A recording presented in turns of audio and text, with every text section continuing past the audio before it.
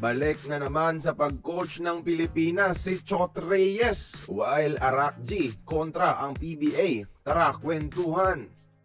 Nako po mga idol, etong si Coach Chot Reyes balik na naman sa pagrepresenta sa Pilipinas bilang isang head coach. Pero teka, buti hindi para sa Gilas, kundi para sa TNT dahil ibabandera nila ang ating watawat sa gaganaping Abu Dhabi International Championship sa Middle East next week.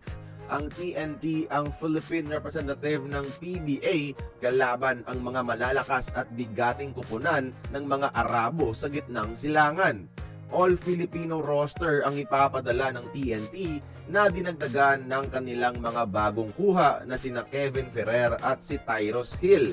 Hindi nila makukuha ngayon ang serbisyo ni Ronde Hollis Jefferson, so mahihirapan sila sa mga malalaking Arabo.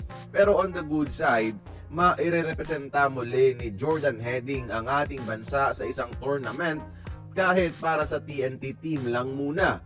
Magandang warm-up ito para kay Heading para makasabak muli sa international competition para sa Pilipinas at makabalik na sa susunod sa Gilas next time. Hindi basta-basta ang makakalaban natin doon. Kasama natin sa Group A ang champion ng Lebanon na Al Riyadi na pagbibidahan ni Wael Arakji mga idol, ang arguably the best point guard ngayon sa Asia. Tapatan na rin ito ng current best point guard of Asia kontra ang dating may hawak ng titulo na si Jason Dabler William.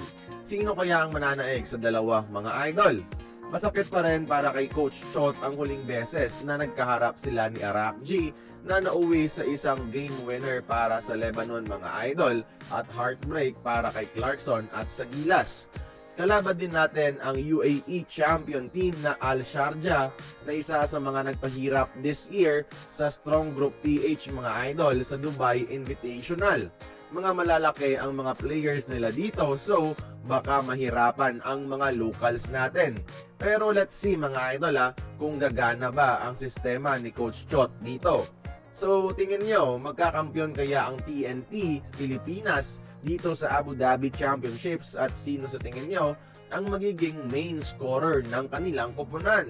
Join the conversation, magkomento lamang sa ibaba and stay safe sa bagyo mga idol.